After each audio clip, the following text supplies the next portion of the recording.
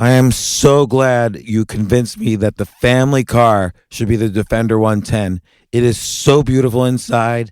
It's so comfortable, and it just feels indestructible. Yes, it really is. I've been waiting a long time for the new model to come out. The Defender 110, I'm telling you, it's my favorite car of all times. It's my third one.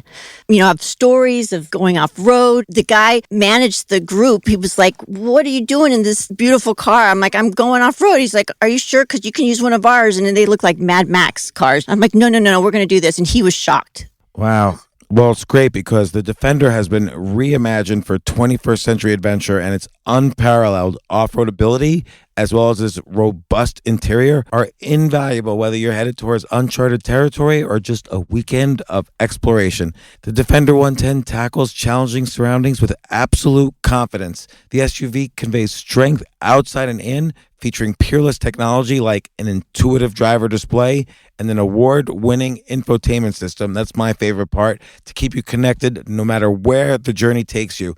Adventure is unique to everyone, and so is the Defender. Choose from the two-door Defender 90, the four-door Defender 110, or the larger Defender 130 with the ability to seat up to 8 passengers. You'll find uncompromising performance in all three. So pack up and go even further with the Defender 110. Learn more at LandRoverUSA.com/Defender.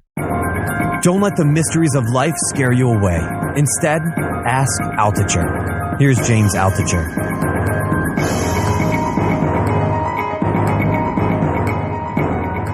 I've got Ben Mezrich with me here today. Ben, how's it going? Great. Thanks so much for having me. Ben, you're like one of my heroes. I've read so many of your books, from Bringing Down the House, which is about all the MIT kids who scored at blackjack, and then there was the movie 21 about it. Then you did, much later, there was a bunch of books in between, but you did The Accidental Billionaires about Facebook, which the movie, The Social Network was based on. You did Rigged, The Ugly Americans. I forget the title now, but that one about poker, online poker, which I read, which was great. Straight Flush, right? Straight Flush, that's right. That was an excellent book. By the way, whatever happened to those guys? Well, one of them is still a fugitive living in Antigua. He can't get off the island or he'll be arrested, and he faces 80 years in prison. But that's okay. Does he build like a huge palace there? Like, did he take $100 million off the table? You know, he claims he doesn't have that much money, but he does have a very nice home. I have no idea how much he really has. But yeah, he's kind of in this gilded paradise cage, basically. Yeah. So you've written all of these incredible nonfiction books, and they've had, several of them have had movies based on them. You wrote fiction a little bit before Bringing Down the House, but now I suddenly realize you're writing fiction again. You just came out with Q, which is about a guy fighting against a severe infectious disease, sort of like Ebola times a million. Right. I mean, Q is something that I actually have been working on for a long time, but it's basically, about quarantine law and about what happens if a crazy Ebola type disease actually hit New York. So it is a thriller. It is fiction. It's based on a lot of real interviews and real facts. But it's kind of this dystopic sci-fi kind of book. Have you sold the movie rights to it yet? I actually did sell the movie rights originally to I believe it was Mark Cuban 2929 a while ago, but then it reverted back to me, so I actually have the rights again. Okay, well, we'll talk after the podcast. I'm going to buy the movie rights to Q. So it sounds good. I want to talk a little bit about some of the nonfiction first, and then I want to dive into Q, because I read Q. I have to say it's a page turner. Everybody should get it, and it also is pretty scary in that it borders on realistic. Like, it's almost like mini nonfiction. Like, it could happen next year. So I want to talk about that in a second. But your nonfiction is very interesting because I feel like there's this common theme in that you basically, just like I'm sure many people want to be in your position, writing all these great nonfiction books that then get made into movies, you write about all these situations. I call it almost envy nonfiction, the envy genre. Like, all these people I can get incredibly jealous about, and they get into these really high stakes situations, And in some of the cases, things fall apart, and that's where the story arc is. And that's like a common theme in almost all the nonfiction, would you say? Yeah, it is. I mean, I basically live vicariously through these characters. I want to be them. I wish I could be most of them. And yeah, I mean, I'm this, I'm scared of just about everything in real life, and I'm kind of a hermit. And then I go off and dive into these stories when I research them, and you're running around exotic places or Vegas or whatever it is. And yeah, I want to be these people. So I am very envious of everybody I write about. Yeah, sure. Cause it's pretty cool to like go to Las Vegas with millions of dollars, gamble and make money. Right. Like money into your clothes and getting chased around by private eyes. And when I research the books, I actually try and be a part of the story. So I did, strap $250,000 to my body and flew to Vegas, and I got chased around, and it's exciting. It's like being James Bond is how they called it, and all of my books have that theme in them. What about Facebook? I know you probably didn't hang out with Mark Zuckerberg, but I guess you hung out with the Winklevoss twins. Eduardo a lot, the Winklevi, Sean Parker. I hung out with a lot. Mark did not want to talk to me. He was not thrilled that I was doing it. He did not like it, although I've heard he liked the movie. But in general, Facebook was not pleased with me for a while. But yeah, I did hang out with a lot of these guys, and talk about envy. I mean, listen, I went to college and I never came up with anything great. And then these guys are all, they did something pretty amazing. Not only that, by the way, you went to Harvard and they went to Harvard. Like, does that feel like a failure? Like, they went to Harvard 10 years after you and they made the billions. Even worse, when I was writing a Facebook book or a social network, whatever you want to call it, it was 2007 or 8. If I had just bought stock instead of written the book, I'd probably be doing much better. Well, I mean, there is that whole feeling of I missed something about the whole internet, I guess, because I had a lot of friends who did very well. But that story was amazing. I mean, it was one of these kind of Shakespearean dramas, and coming at it from Eduardo's point of view was an interesting way to go, I think. And partially because I had no choice, because Mark didn't want to talk to me, but partially because no one had heard that side of the story before. Now, was Eduardo allowed to talk to you? No, not at all. In fact, a lot of people think he was sort of Machiavellian. He came to me, he was in the midst of this massive lawsuit, and I got an email out of the blue at 2 a.m, and it was from a Harvard senior who was his friend, and it said, "My best friend co-founded Facebook and no one's ever heard of him." And at that point in time, no one had heard of Eduardo. He wasn't on the masthead. He didn't exist. And so I went to drinks with this guy, and in walks Eduardo, and he proceeds to get really, really drunk, and then starts the conversation. Mark Zuckerberg screwed me, and although I think he used worse language than that, and I was blown away. I've never heard any of this stuff before, and then from him, I got to the Winklevi, which are not very hard to get to if you know the Winklevi, and then Sean Parker was very, very giving with his time, and I think he was trying to bridge the gap between me and Mark, and trying to get Mark involved in the story because he knew that I was the thriller. Right? Sean was a big fan of Bringing Down the House, so that's why he was willing to talk to me, I think. But Mark never wanted to talk to me, which I understood. But yeah, he wasn't supposed to be talking to anybody. Massive lawsuit, he was in the midst of it. And then what happened was it leaked onto the internet that I was writing this story.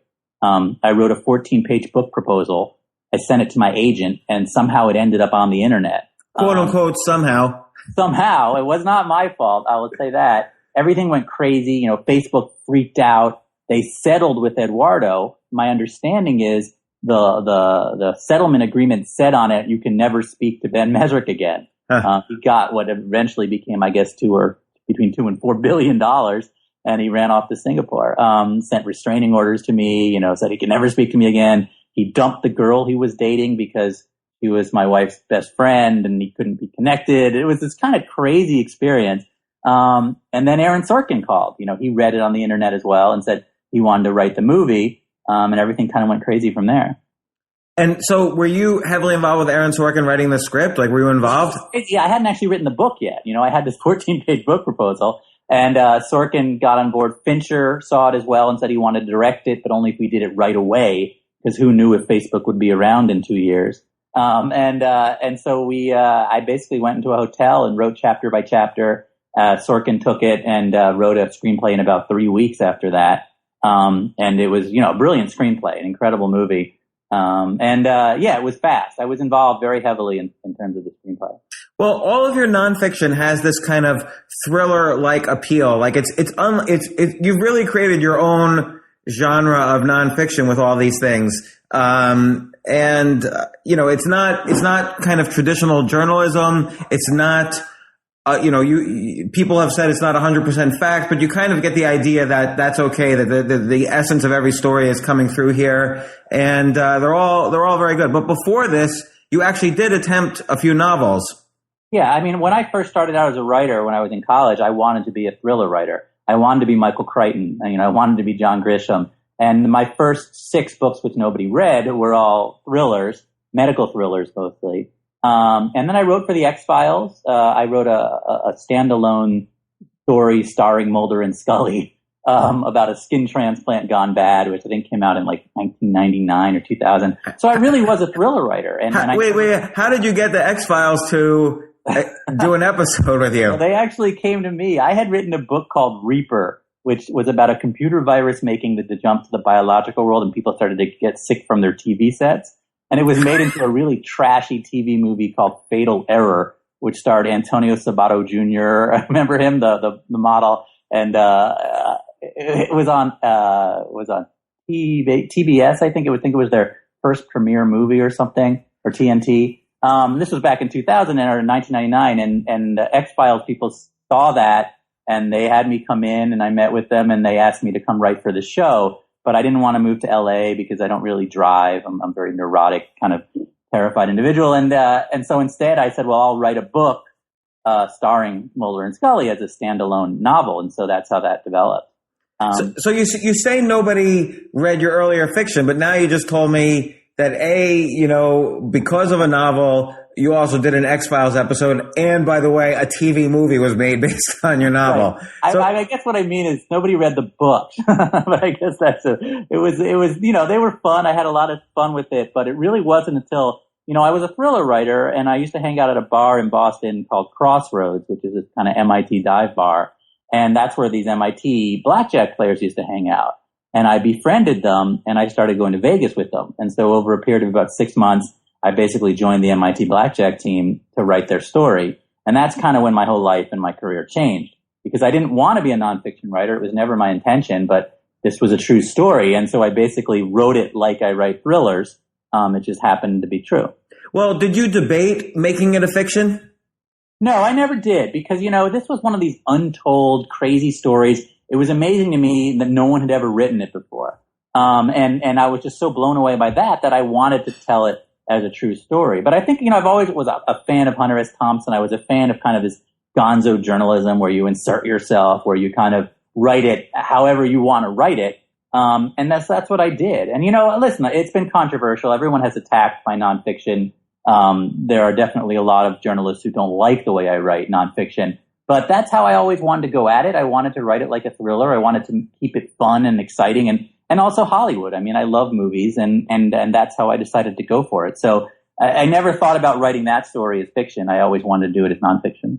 Yeah, and who cares what journalists think anyway? Like, if the book is kind of getting the point across what you're trying to get, which is that here's these odd, extreme stakes, high risk situations, and what is happening to the people in those situations. You get that across very well, and it's why these books are page turners.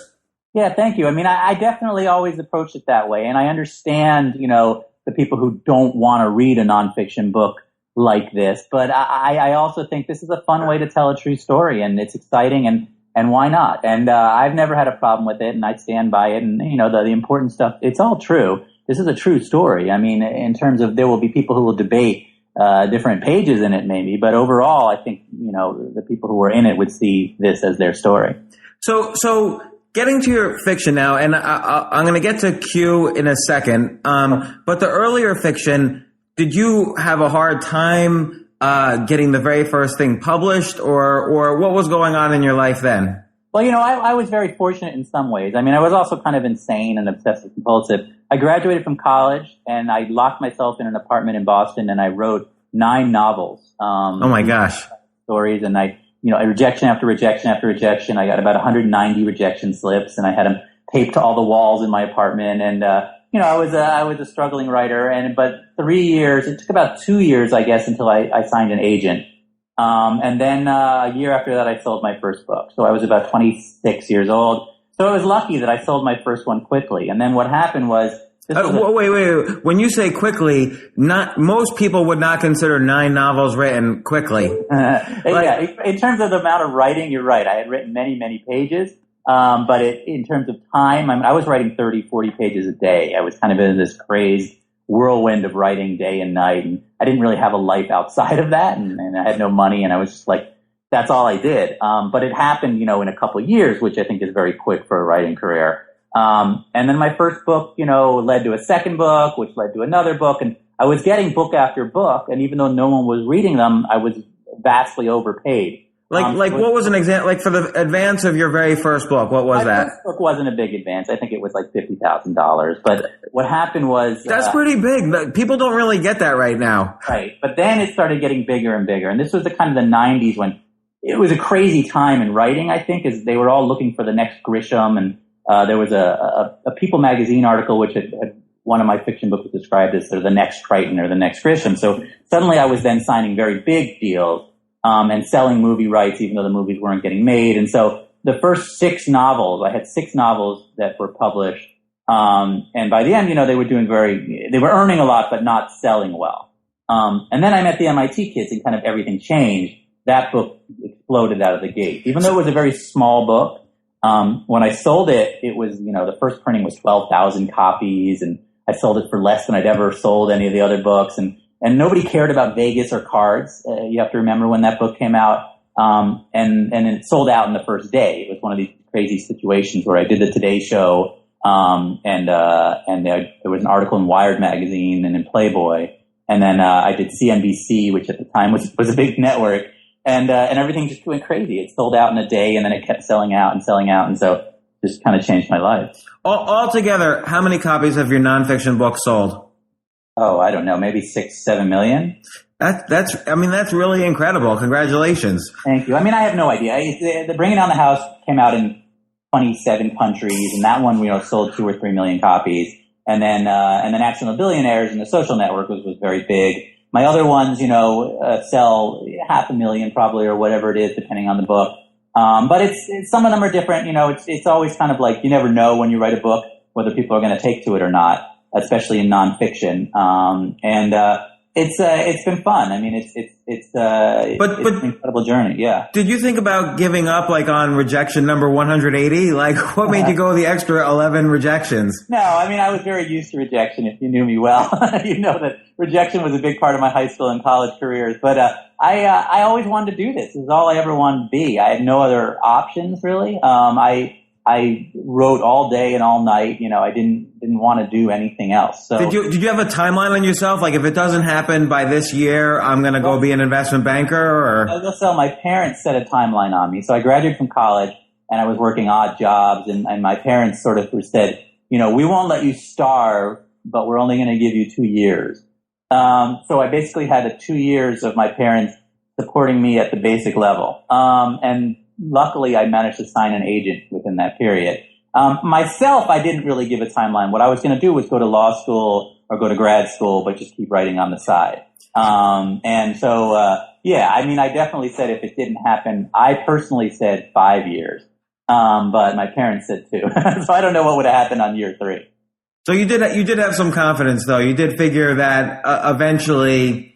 Did you feel eventually you would improve enough, or you feel that eventually people would see what you were seeing? It's less confidence than it is delusion. I think every artist has to be delusional in the beginning, though. Very delusional. You have to believe in yourself to the degree that everyone else is telling you that you suck and that you're wrong, and you have to be incredibly delusional about your abilities. And to this day, I feel like I'm very delusional. Whenever I write something, I'm not one of those sort of dark, brooding writers who hates what he does. I hate the act of writing, but whenever I finish a book, I always think, oh, this is going to be the big one. So, I think to some extent you have to be that way. It's just you're going to get rejected so much. I mean, this industry is all about walls and keeping people out. Well, like particularly, I would imagine with your stuff, there's probably a lot of jealousy among nonfiction writers where you're going to publish something, it's going to sell millions of copies or be made into a movie or whatever. And all these guys are writing kind of, let's call it journalistic or academic sort of books. And, you must get a lot of heat from that from some circles. I certainly get a lot of heat from a lot of critics and sort of nonfiction writers who feel that nonfiction can only be written one way. Or they feel like, you have to write like you're doing a documentary every time or something like that. But in terms of, I don't know if it's jealousy or it's training. I didn't go to journalism school, so I don't know if it's just this kind of wall that people are behind. I don't really know. That's a good question. I do think that, overall, I've been received very positively in the entertainment press and much less positively in sort of places like the New York Times.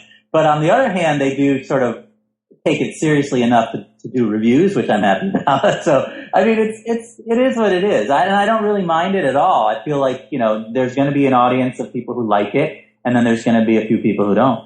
And just straight out, honest question, did you start writing because you figured, okay, if I publish a novel, I'm going to be able to meet girls? I mean, listen, I think we all to some degree have that in the back of our mind, but I wish I had played guitar instead because I think that would have been a lot better way to do it. I definitely wanted to be a writer since I was about 12. Who are your favorite writers? When I was 12 or now? Now I would say, Hunter S. Thompson, Michael Crichton were kind of my inspirations. I love their stuff. Was my favorite book. I love Sebastian Junger. I think he's an amazing writer. I don't know. I think there's, Game of Thrones. I think I was blown away by, even though I don't think I could ever write in that style. Fahrenheit 451 was the book that made me write Q. That was the book that sort of made me want to write something like this. But yeah, I have a lot of heroes. But I started very young. My determination to become a writer started when I was about 12. And this is all I ever wanted to do. So it really wasn't, I want to get rich, I want to get famous or whatever. Certainly those things are things that come into mind when you start succeeding. But overall, I think my goal was to have a life where I could sit and write, and that be my career. So now let's talk about Q. So it's a page turner. It has thriller-like aspects, of course, because it's about this guy Grady who tracks down people who are probables. They are possibly or probably infected by this heavily contagious, heavily fatal disease, and it's kind of sweeping the world, this contagion. And it looks to me like you started the research, at least for this book, way in advance, because in the middle you did this really interesting thing. You become this character in the very middle of the book when you're interviewing Dr. Emily Gray, who was working with contagious diseases, and you interview her about what stages the government takes when a disease becomes different levels of contagious. Was that interview real? So yes and no. So basically this book did start as nonfiction. It was during the SARS epidemic. If you remember the SARS epidemic, this was a really scary moment in human history that most people don't realize how scary it really was. SARS was this strange respiratory disease that was sweeping around the world. It was in Canada. It started in Asia and went to Canada. And it was on the verge of coming to the United States in a big way. And I began to research it because people started telling me, people in the sort of infectious disease world, that we were days away from martial law. We were days away from massive quarantine laws going into effect, because nobody knew how bad this disease really was, how easily it was going to spread, and how quickly it was going to kind of end the world as we know it. So that's kind of when this began for me. And what I was intrigued by was the people who are going to be on the front lines of an epidemic aren't really scientists and doctors. They're going to be regular cops. They're going to be police officers, because what's going to happen is as people start to get sick, they're not going to want to be quarantined when it really starts to spread. And the people whose job it is to take people in are going to be regular cops. And that kind of intrigued me. I've always been kind of interested in the idea of what happens if an infectious disease starts to spread where people are symptomless or have minimal symptoms in the beginning, but it's incredibly contagious. So we're not necessarily talking about Ebola where, you're bleeding from your eyeballs or whatever. We're talking about something where you're coughing. But let's say that cough can lead to a 60%, death rate. Well, what do? How do you stop that? And that's essentially what SARS was. SARS was something that was stopped in the airports in Toronto by infrared temperature guns, where they basically went down the line and they took everyone's temperature. And if you had a temperature, they took you out of line. And that's how they stopped SARS. And that's really interesting to me. I mean, it's scary and it's terrifying, but it was intriguing to me. And then the other thing that was intriguing to me was during the AIDS epidemic, Cuba, and a lot of people don't remember this story, but they mass tested and then quarantined everyone who was HIV positive. And today, Cuba has basically the lowest AIDS or HIV rate in the world. It was draconian. It was horrible. These were lifetime quarantines. Wow, are they still quarantined? Well, I haven't really followed up on it recently, but I'm assuming all those people are dead, who they quarantined back then, because this was pre the drugs and this was, a while back, right? But it's an amazing idea. Quarantine works. It's been around in this country since this country, became a country. And the laws in each state are incredibly severe. If something actually happened, like an Ebola or something like that spreading across the country, the powers that each state has to actually quarantine people is almost unlimited. There's no jury trial. There's no judges. There's no, presumption of innocence. If you are showing symptoms, you can be quarantined. I guess that's that's happened already at least once, like the example of Typhoid Mary 100 years ago. Right. Happened with Typhoid Mary, but it also happened during the Ebola, that nurse who didn't want to be quarantined in Maine, right, who was resisting her quarantine. The state could put her away. They can place you away and they can actually charge you criminally for breaking a quarantine. So it's interesting. I mean, and the thing is that, as horrible as it sounds, it also might be the final line of defense. It might be the only way to save a country from a massive infection. So I don't know. It's intriguing to me, and it's why I started writing this book. So let me ask you about SARS, because, and I always wonder this with SARS, with swine flu, with Ebola, how much of it is media creation? Like the media needs to be scared of something. Like ultimately, less than 1,000 people worldwide died of SARS, from what I can tell. So how much of it was just the newspaper headline because they had no news that day to report on? Well, that's certainly what's going on with Ebola. I mean, Ebola to some extent was a media scare thing in the United States. Not in the countries where it was going on, but all over the rest of the place it was filling the news cycle. But SARS was a little different in that if you interviewed actual infectious disease specialists and doctors, they were terrified.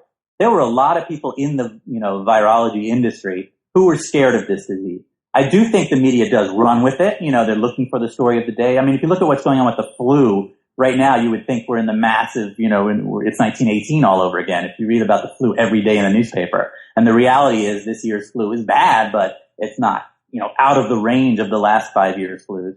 But the thing is that with SARS, it was a confusing disease because it started and nobody really knew for sure where it was going to end. I do think, that does happen. The media does go crazy with these things because, in Hollywood, they're looking for the next, Contagion movie. They're looking for an outbreak. They're looking for something to write about. But it doesn't, change the fact that some of these things are really scary. Like, do you think the infectious disease specialists get influenced by the media? So, like, it becomes a way for them to get funding for their research and so on because people are scared? Absolutely. But the reason they are doing it, I believe, is because they all believe, every single one of them believes that sooner or later there will be a massive, massive contagion. If you interview virologists or infectious disease specialists, every single one of them says it's not, if but when. Sooner or later, this will happen. It's sort of like if you have a blue Honda, then suddenly you're going to see a blue Honda everywhere on the street. Well, there is that going on. I mean, certainly with the flu, that's what happened. But I do believe every single one of them believes this is, how the world might end. And so how far, like, the flu mutates and becomes stronger every year, basically, to handle like the latest batch of medicines and vaccines. How far do you think we are? And I don't know how you measure this really, but how far do you think we are from the flu today to something like what you describe in your book? Well, I think the flu itself, the ones that we're seeing, the seasonal flu, is not as frightening as, avian flu, as these things that come out of Asia every now and then, or the Middle East that you don't really know a lot about, and there's only a few cases here and a few cases there. They have the capacity of being much worse than, say, the seasonal flu, I believe, because the seasonal flu kind of drifts. It drifts from one type of flu to another, but we're always kind of close to it. It's these kind of game-changing things like SARS, like avian flu, like things like that are a lot more frightening, because they could suddenly take a form that we wouldn't be able to do anything about. I don't know. There's no way to predict, how far away we are from it. We do know that historically it's happened before, and that the likelihood of it happening again is very high. But you'll never know when. So you're saying it's happened before because of things like the bubonic plague? Bubonic plague, the influenza of 1918, there's been typhoid, there's been, the history of the United States, or the history of the world, is a history of these diseases. I mean, every now and then one comes and wipes a quarter of the population away. Do you think we're in an incredible golden age right now of medicine, where we have a lot to fight against it? If the same influenza that took out so many people in 1918 happened today, it would take out much less people, because of the hospitals we have, the ability to quarantine the way we do, antibiotics for, the resulting things that happen after the viruses, get you. But in general, sooner or later, there will be something that we'll have to deal with. So in your book, you suggest that because of SARS, we were 5 days away from a potential martial law in, Yeah, that's, listen, it's a mix of nonfiction and fiction in this book. I interviewed a lot of people who were, terrified of what could have happened. But we were very close to one plane load coming into New York City and spreading a disease that would have changed the way New York runs. Yes. What does martial law even look like? Because I feel like there's not enough cops to do that. Yeah, you call in the army at some point. But what happens is essentially things have to change quickly. You have to make it illegal for people to come together in groups. Things like movie theaters stop. Restaurants stop. Transportation on the whole pretty much stops. You can't just fly in a plane without everyone checking temperatures and making sure. And during SARS, they quarantined plane loads of people. People don't remember this, but they were taking planes off the tarmac and holding people. And so if something really started to spread, you would see things like that happening. You would see forced quarantines all over the place. You would see, during the influenza of 1918, they made it illegal for groups to join together. You weren't allowed to go in a group of more than I forget how many people. And that's the kind of thing that would happen. They'd have to shut everything down for a while until they gained control. I didn't know that about 1918. So what did they fully do? So did they close down movie theaters? They closed down movie theaters in certain cities, where it was spreading quickly. I think Philadelphia was one of them and a couple of others, where they basically said, you can't gather in groups of more than 3 people. It was basically stay at home kind of rules, where you're supposed to wait it out. And in Africa, they just did a similar thing with Ebola. I think it was in Liberia, where they basically told people to stay at home for a few days. But if something happened that was horrible, they would have to get draconian about it. They would have to tell everyone stay in your homes. They would have to tell people not to go on subways, and there would be planes wouldn't fly and things like that would happen. And you have to shut everything down until the disease goes away. And why hasn't Ebola kind of been more contagious in the United States? I think maybe one person's died from it in the United States. Well, listen, Ebola is not that catching. I mean, Ebola is only really catching when the person is dying or dead, and they're spewing, particles all over the place. When you've just gotten Ebola, you're not that catching. I mean, you have to actually have fluid contact. So it's not a great sort of spreading disease like, say, the flu is. The flu is so much more catching. So even when someone with Ebola walks around New York City for a day, nobody's going to catch it from it. If that person died in the middle of the street in New York City and a lot of people went over and touched the body, yeah, they would catch it. And that's why it's happening so badly in these African countries, is that people are dying in the streets and people are grabbing them and holding them and picking them up and they're catching it and then they're taking them home or they're not letting them, be taken away from it's a horrible thing. But Ebola is not sort of the game-changing disease. It's going to be one of these respiratory diseases that you can catch from being within 6 feet of someone who has it. It's not going to be one of these things that you have to get blood or whatever bodily fluid on you. It's going to be one of those things where you can breathe it in. In some sense, it also reminds me of your nonfiction a little bit, where not necessarily, obviously not the envy side of your nonfiction, but kind of the high stakes and the questionable ethics side. Like we don't really know in any of your nonfiction books, we don't really know what the right ethics are. Like everybody's operating in this huge gray area, which is probably why there's opportunity. And in the same case with this book, Q, the idea of mass quarantine is very scary, and you don't want to be a victim, but you don't really. The ethics of it is a gray area, as you point out. Right, and there will be a lot of ethical questions, and then there always are with quarantine. I mean, at what point do you allow society to fall into this kind of horrible state where you're pulling people off the streets for coughing, where people are turning each other in because they think they might have a disease, where you're going after people who are refusing to be quarantined, families where one member has a disease and the rest of them may or may not have the disease. You're going to get into a lot of horrible things. And also one of the things I have in the book is, and I don't go too much into it, but the idea of people using this opportunistically. I mean, a mayor who gets elected running on hardcore quarantine laws. And we saw with Ebola, a lot of people getting on the news cycle and going on about how we needed stricter this and stricter that. And they were using it to advance themselves in a way. So you will see a lot of that going on as well. But yeah, I mean, I do think this gray area, these ethical questions are a part of all of my books. I'm always intrigued by people who have to make a decision, right or wrong. And the right decision isn't always the decision you want to make. And it's not always the decision that's easy to make. And you also, I think throughout all these books, there is no answer. Like, right. Just because something's a gray area ethically, it might stay in that area forever. Right. I mean, there is no right answer. And in terms of, it's different on a lot of levels, obviously, when you're talking about Q and some infectious disease or Facebook and building an internet company. But in the end, there are going to be questions. Two guys in a room come up with an idea. One of them goes and builds the idea, and then the other one comes back and says, I want my 30%. I mean, that's really the basic story of the social network. Does he deserve his 30% or not? And that's always going to be an ethical or a question or that there isn't a right answer to, I don't think. And that's similar in this, in that what do you do when people start to get sick and the only way to stop it is to do these horrible things?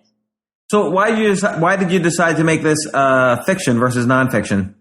I think I was very inspired by Fahrenheit 451. I always liked sort of taking on something like this that is so dark and doing it in kind of a science fiction way. I mean, I grew up reading a lot of science fiction, Heinlein and Asimov, and I guess I always wanted to try my hand at that. And this is a novella also. It's not a very long book, which is also why I released it as an ebook, on Kindle rather than as a hardcover book out in the bookstores. It's just very different than anything else I've ever written. It's not about young people and money and sex and these crazy locales. And I just think it would have been such a right turn from everything else I've been writing. I see. So a little bit is not necessarily dictated by the audience, but you figured this was a good opportunity to switch formats. Well, to try something out. I mean, listen, the world is changing. The world of publishing is changing. And I was curious and I wanted to give it a shot. And it just was something that I've been working on for a very long time. I mean, I've had this book in hand for a number of years. And it just seemed like, give it a shot. And there's this second person element of it. Like stylistically, this is a lot different from your other books as well. Yes, I wrote it in the second person, present tense, I think, to some extent.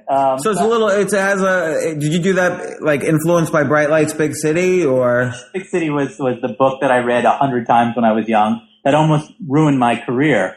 Because when I started out as a writer, I decided I wanted to try and be, Jay McInerney or Brady Easton Ellis. And that's the worst thing you can do when you're a young writer because nobody else can be Jay McInerney or Brady Easton Ellis. And so a lot of my first novel attempts that got rejected took place in bars in New York City and were deep and dark and, had a lot of cocaine and things like that in them. And and nobody wanted to read them.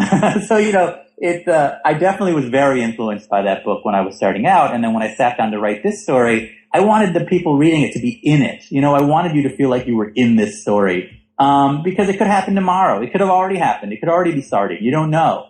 And that's why I wrote it this way. So yeah, it was very different than anything I've written before. It also had an element, and maybe this is also kind of related to your nonfiction. I felt like there was a little bit of James Frey in there, particularly Bright Shiny Morning and the Million Little Pieces one, because you use short sentences. There's some kind of repetition to kind of enhance the intensity of the moment. So I don't know if James Frey was an influence at all. Well, not specifically, because I haven't read his stuff so much. Although I think he seems like a really interesting writer. I think there was the short sentences, the clip sentences are very Crichton as well. Who was one of my big influences when I was starting out as a writer. I would reread Michael Crichton books over and over again because there was something very simple about his style that I loved. I did a lot of repetition, a lot of kind of over and over again, because I feel like that, I don't know, it just came out that way. But it's something I've used before in my books that you don't necessarily notice as much. But repetition is something I also learned from sort of Crichton, I think. A few months ago, I was at a meeting, and one venture capitalist was telling me how she was working on a project analyzing big data, quote unquote, in the sewer system. So everything that's in our sewer system, all the data that's there. And you refer to that. You have the specific phrase, the real information superhighway, the sewer system. And, it's interesting. I think we're going to find a lot of data there about cities and people and, stuff that's maybe even more useful than what the latest Google trends are. Yeah, I mean, it's crazy. But as I was writing this book, it came to me, and I was thinking about this, that there is a line into every house in the world, into every person's bathroom, essentially, that contains so much information about people. I mean, your DNA is going through the sewers every day, right? The real information superhighway isn't through your computer, it's through the sewer system.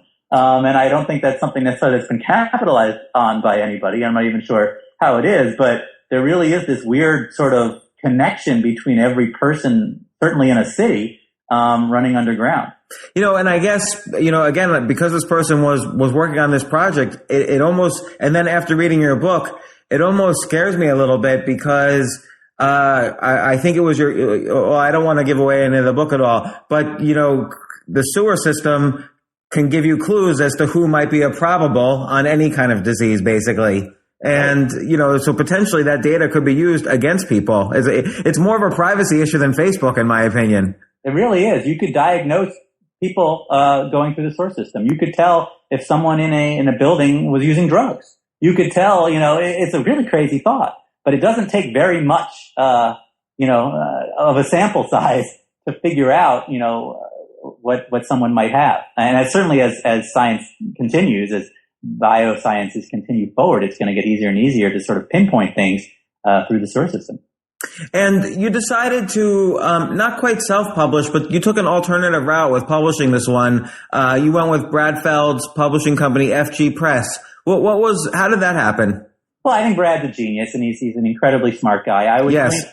I met him for lunch once in Boston. A mutual friend of ours named Neil Robertson, who is in the internet world as well.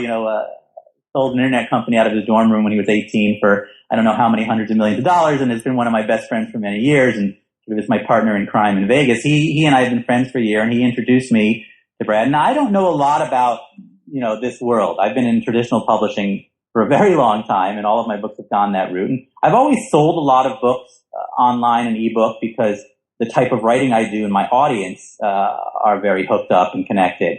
And so I thought, it would be interesting to try this way. They seem to be doing something interesting, and we're just going to try it in a new way. I think we did a trailer that's on my website. And the trailer is beautiful, by the way. BenMezrich.com. It takes you right to the trailer. I really was impressed by it. I seldom see a good book trailer, and this was beautiful. Yeah, it's so dark and quick. I wanted to try this one since it was shorter in length. It's not like my other books. It seemed like a perfect opportunity to do something like that. And And just like, what you're talking about, my envy, I'm envious of everyone who actually understands the internet world and was able to sort of get into that world. I love people in the VC world. I love, people who built companies in their dorm rooms. I mean, I'm just fascinated by it. Even before I wrote The Accidental Billionaires, these are people that have always kind of, because I missed it. I missed that moment. And I don't, I'm amazed by people who are creative and yet quick enough and smart enough to work in this field that moves so quickly. And so working with them seemed like a really exciting thing to do. But, in all, I mean, I know that a lot of published people, authors, there's this whole thing, Amazon or traditional books. And I love traditional books. I love bookstores. But I also love my Kindle, and I love, reading that way. And, I do think that, that's where we're heading. That's the future. And so, it was definitely worth doing on this one. I definitely agree. Although, what you could do is you could kind of use the book distribution arm of a company like Simon & Schuster or Random House to get into the bookstores. But, you probably, like you said, you're going to get a lot of probably mostly ebook readers of this anyway. Right. I mean, you never know. I think because of the length, I think publishers on the whole are reticent. I had a lot of meetings with publishers, and they were, if you add a few chapters, we can publish this, book. And I felt like this book finishes where it finishes. I did not want to add another, 100 pages to it just to make it long enough to be published in a traditional bookstore. Yeah, I thought, just my own single person's opinion, I thought this was like the perfect size for this book. Right. And I enjoyed it to the end, and, I'm not going to give anything away, but I encourage people to read it to the very end. And also with this book, I felt like, there should be a viral element to it, because that's essentially what it is about. And I think you can get that viral element going, in the ebook world that you don't really get in bookstores anymore. But who knows? Listen, it was an exciting thing to attempt to do. My next big nonfiction book comes out in the summer in June. Oh, what's that? So this is a big kind of secret book, but I can tell you about it. We won't tell the 100,000 people listening to this won't tell anybody. Won't tell anybody. It's called Once Upon a Time in Russia. It's a true story that I am terrified about. That I haven't really talked about yet. We just sold a very big movie with it. It's about the Russian oligarchs, the sort of where Putin came from, told in the words of people who've never spoken before. But it's a thriller. So I think to some extent people will read it and it's reminiscent of a lot of interesting, it's almost like a James Bond thriller meets Mario Puzo, but it's all true. And it's really the true story of this battle between oligarchs and this incredible rise of wealth, and Putin. And it's a wild story. I haven't spoken about it yet. I did not want to write it. I had a lot of meetings, in London and places like that, and eventually wrote it because it's the most amazing story I've ever heard. But it's called Once Upon a Time in Russia, and it's out in June. And did you get to speak to a lot of these oligarchs, and they weren't afraid of any kind of retaliation? Well, it wasn't even there. My sources were the people who were there, who have never spoken before. I'm not ever going to really tell who they were or what was going on, but it's written in a way that is different than any other book about Russia has ever been written, and it's from the point of view of these oligarchs. So I don't believe that it's not. I can't describe it to some extent right now, but I would say that it's a story that isn't necessarily about Putin and Russia, but does sort of give you a look into how that all happened. There was a period in time where 7 men owned 50% of Russia's GDP. 7 individual men controlled that much wealth. And never in the history of the world has that degree of wealth suddenly appeared in the hands of so few people. And that's essentially what this story is about. I always view, and now with your experience, you can answer this question. I always view Russia almost like one big hedge fund where Putin is the hedge fund manager, kind of skimming everything off the top. I think the current state of Russia could definitely be described in that respect. In the scope of this story, what's intriguing about it is that Putin is the good guy. Because in a time period a very short time period as Russia shifted from communism to capitalism and Yeltsin was in charge. Basically, Russia's entire wealth was handed off to a group of oligarchs. They put Putin in power because they thought they could control this nobody, this cog, this low-level KGB agent. And he flipped it over, and suddenly they were all either kicked out of the country, killed, or are a part of his government. So essentially, he repatriated this incredible amount of wealth, and then became probably the richest man in the world. But it's definitely an intriguing story, I think. Oh, I can't wait to that. We'll have to have you back on the podcast for that one. I'm sure it's going to be very interesting. It will be interesting, that's for sure. So Ben, once again, I really appreciate you coming on the show, and I really encourage the listeners to buy your book, Q. It's almost a hard book to search on Amazon. Yeah, it's only available on Amazon right now for the next couple of months, and it's just called Q. So yeah, if you search, I probably have to search my name or go to my website. But yeah, it's available. I hope people read it. It's definitely very different, but it was really an amazing kind of thing to get inside of. And if you've ever had any fears about quarantines or infection, I think it's a book that will keep you up at night. But listen, I appreciate it talking to you. It's really wonderful to talk to you. I wish I could learn from you how to do what you do rather than what I do.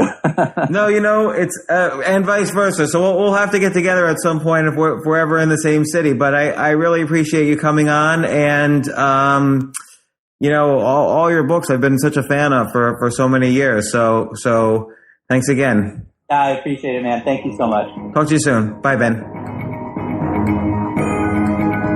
Now that's what we call done. Visit StansberryRadioChooseYourself.com to download our free report called the Choose Yourself Stories and check back daily for more Ask Altucher.